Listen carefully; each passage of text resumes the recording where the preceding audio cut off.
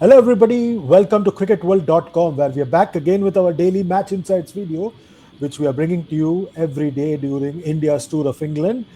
It's been a thrilling third day's play in the fifth and final test match between England and India, being played at the Oval in London. And as always, I've got my friend and colleague Nikhil Narayan to analyze what happened on the third day's play. Nikhil, at the end of the third day's play, which camp would you rather be in? Chandresh definitely in the Indian camp. 50 for one, England needing 324 more runs to win. Overcast conditions predicted on day four at the Oval.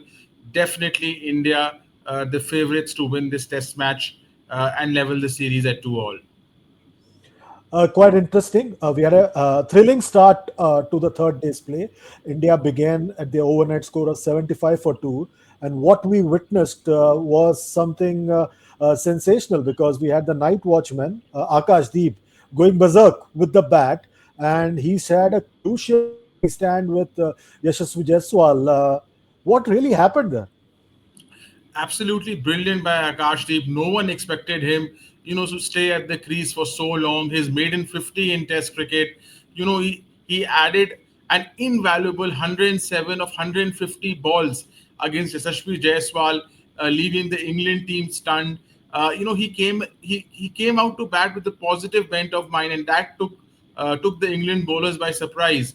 He was dropped on 21 in the slip cordon, but really Akash Deep, the night watchman, turned into a night hawk, and some of the shots he played would do any top order batter proud. So, this remarkable start, Chandesh, was that he dominated the partnership with Jaiswal, scoring 66 of 94 balls, where Jaiswal contributed 33. So he scored double of Jaiswal in the 100-run partnership. And after that, we had the situation where the skipper, Shubman Gill, fell early. Karun Nair, after he got out, the very first delivery that he faced on his finger, didn't look comfortable at all. He was a top scorer in the first innings. But then it was down to Yashasvi Jaiswal, who carried on, who scored his second century of the series. A word on his 100, he looked quite good. Absolutely brilliant by Jaiswal. He's been hot and cold in this series, but when India needed him the most, he's come to the party. Second century of the series in the second innings of a test India needs to win of just 127 balls. The tempo with which he played, he counter-attacked, taking a lead from the England openers. A brilliant record against England. His fourth ton against England. He scored more than 1,000 runs against them at an average of 62, strike rate of 75. A fantastic innings by Jaiswal. Yes, he was given three chances by England, but he made them count and how. Yeah. And then there were useful contributions towards the end by Ravindra Jadeja, who scored yet another half century in this series. We had Dhruv Jurel contributing with the bat. That was a crucial phase because that kept increasing the lead for India at that stage. Absolutely, Chandresh. If you look at India's lower middle order, they forged some very useful partnerships. Jaiswal and Nair 40 of 62, then Jaiswal and Jadeja 44 of 60, then Dhruv Jurel and Jadeja 50 of 72, then Washington Sundar and Jadeja 34 of 42. And finally, Prasidh Krishna and Washington Sundar 39 of 25. So you see, right till the end, they had these useful 30, 40 run partnerships, and all of them at a brisk run rate. In fact, the Washington Sundar Prasidh Krishna partnership came at a very high strike rate, courtesy the cameo by Washington Sundar.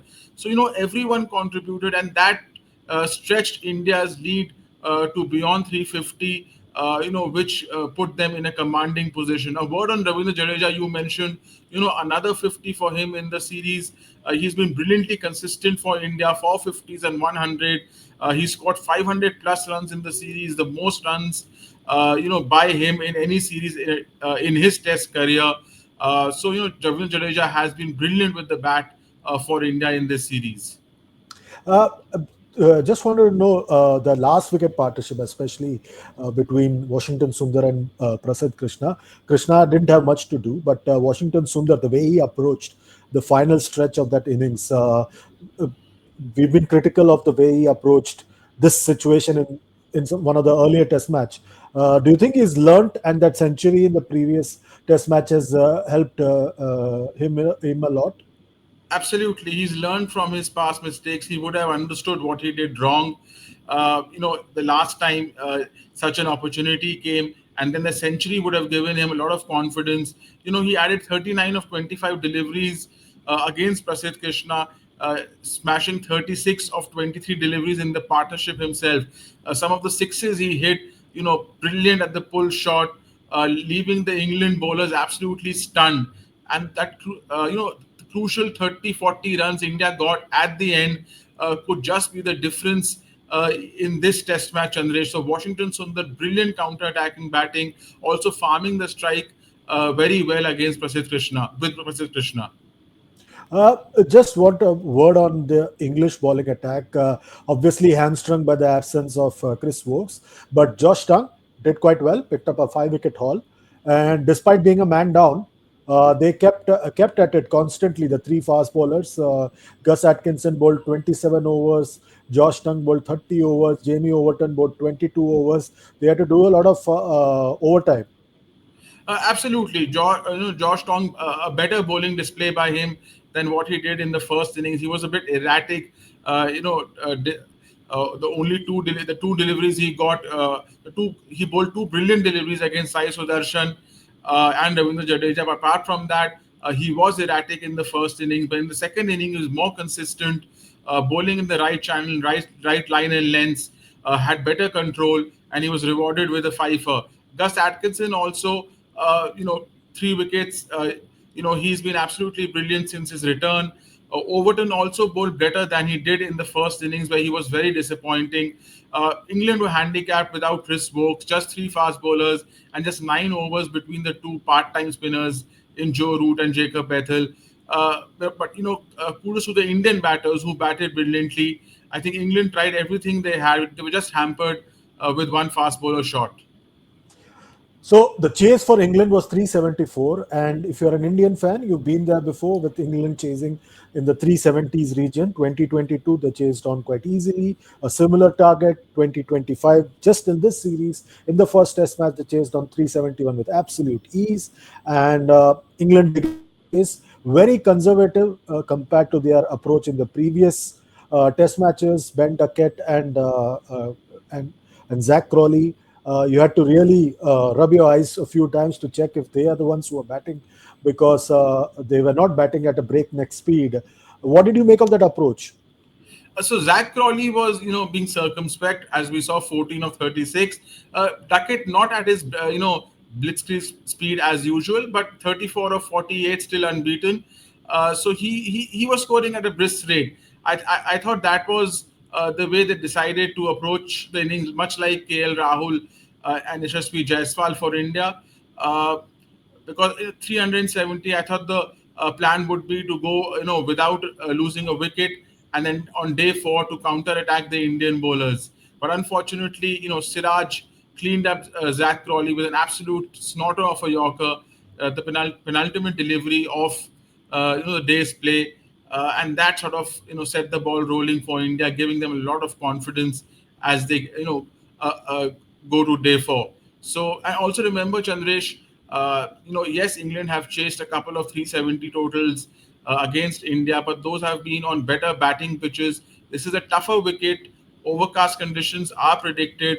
The highest chase at the Oval, uh, you know, uh, in the ground's history has just been 263. England versus Australia more than 120 years ago. So all the numbers, all the indications point towards an Indian victory. But you never know if any team in the world can pull this chase off. It has to be this baseball England team.